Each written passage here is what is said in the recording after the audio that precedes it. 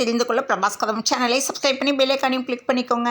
முதலமைச்சர் ஸ்டாலின் முதலீட்டாளர்களை சந்திக்க திட்டமிட்டு நாளை அமெரிக்கா செல்லவிருக்கிறார். திண்டுக்கல் மாவட்டம் நத்தம் அருகே குடியிருப்பு பகுதியில் நாட்டு வெடிகள் கிடந்ததால் பரபரப்பு ஏற்பட்டுள்ளது. இந்த நிலையில் 2 கைது செய்யப்பட்டுள்ளனர். சுங்கச்சாவடி கட்டணங்களை உயர்த்தக்கூடாது என்று திருமாவளவன் வலியுறுத்தியுள்ளார். கிருஷ்ணகிரி அருகே மாணவி பலாத்கார சம்பவத்தில் மேலும் 2 பேரிடம் விசாரணை நடந்து வருவதாக கூறப்படுகிறது. இதற்கிடையே ஒரு வாரத்திற்கு பிறகு பள்ளி இன்று திறக்கப்பட உள்ளது. இயக்குனர் அமீரிடம் தாவேகா கொடி குறித்து செய்தியாளர்கள் எழுப்பிய கேள்விக்கு டிவிகே கொடியில் இருப்பது ஆப்பிரிக்க யானையா என்று இயக்குனர் அமீர் சுவாரஸ்யமாக பதிலளித்துள்ளார்.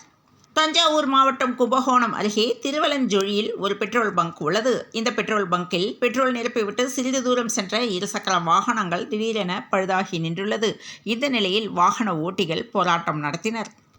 தெலுங்கானாவில் ரயில் தண்டவாளங்களுக்கு இடையே பெண்ணின் கால் சிக்கிக் கொண்ட நிலையில் துரிதமாக செயல்பட்ட அப்பெண் தப்பித்து அதிர்ஷ்டவசமாக உயிர் தப்பினார். ராகுல் காந்தி கூறிதான் விஜய் கட்சி ஆரம்பித்தார் என்று விஜயதாரணி தெரிவித்துள்ளார். சென்னை அண்ணா அறிவாலயத்தில் திமுக ஒருங்கிணைப்பு குழு கூட்டம் தொடங்கியது. கூட்டத்தில் ஒருங்கிணைப்பு குழு உறுப்பினர்களான அமைச்சர்கள் உதயநிதி, KN நேரு, தங்கம் தென்னரசு, ஏவா வேலு ஆகியோர் பங்கேற்றுள்ளனர். இனி வருங்காலங்களிலும் அண்ணாமலை தோல்வியடைவார் என்று CPI செயலாளர் முத்தரசன் விமர்சனம் செய்துள்ளார். கோவை கோவில்பாளையம் பகுதியில் கஞ்சா சாக்லேட் விற்பனை செய்த ஒடிசா மாநிலத்தை சேர்ந்தவரை போலீசார் கைது செய்தனர். மோகன்லால் சினிமா துறையில் பாலியல் புகார் குறித்து பேசுவதற்கான தகுதியை இழந்துவிட்டார் என நடிகர் ஷம்மி திலகன் குற்றம் சாட்டியுள்ளார். பழைய ஓய்வூதிய திட்டத்தை நடைமுறைப்படுத்த வேண்டும் என்று பன்னீர்செல்வம் வலியுறுத்தியுள்ளார்.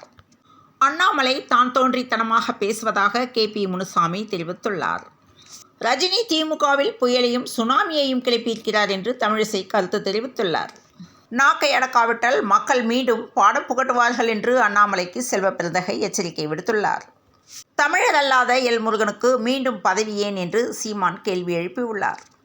துரைமுருகனுக்கு இடைக்கால முதலமைச்சர் பதவி வழங்க வேண்டும் என சீமான் தெரிவித்துள்ளார். நான் பிச்சை எடுத்து கட்சி நடத்துகிறேன் என்று சீமான் பேசியுள்ளார். எங்களுடைய நகைச்சுவையை யாரும் பகைச்சுவையாக பயன்படுத்த வேண்டாம் என்று விமர்சனங்களுக்கு துரைமுருகன் முற்றுப்புள்ளி வைத்தார். ஆவண எழுத்தர் உரிமத்திற்கான தேர்வை தமிழக அரசு உடனடியாக அறிவிக்க வேண்டும் என்று ராமதாஸ் வலியுறுத்தியுள்ளார். கோவை மாவட்டத்தில் புதிய ரேஷன் கார்டுகள் வழங்கும் பணி துவங்கியது. வடசென்னை வளர்ச்சி திட்டத்தின் கீழ் 6 புதிய திட்டங்களுக்கு முதலமைச்சர் ஸ்டாலின் அடிக்கல் நாட்டினார். மதுரை மீனாட்சி அம்மன் கோவிலில் நிர்வாகத்தினர் கடுமையாக நடந்து கொண்டதாக நடிகை நமிதா புகார் தெரிவித்துள்ளார். மாமல்லபுரம் கல்பாக்கம் அடுத்த சதுரங்கப்பட்டினம் டச்சுக்கோட்டை அருகே உள்ள கடற்கரையில் 30 நிமிடம் நிறுத்தாமல் தற்காப்பு கலைகளை செய்த 102 மாணவர்கள் உலக சாதனை படைத்தனர். ஆஸ்திரேலியாவுக்கு எதிரான T20 மற்றும் ஒருநாள் தொடர்கள் குறித்து இங்கிலாந்து அணி அறிவிப்பு வெளியிட்டுள்ளது. போட்டிகளை வெல்வதற்கான உத்தரவாதத்தை உரிமையாளர்களால் கொடுக்க முடியாது என்று KL ராகுல் தெரிவித்துள்ளார்.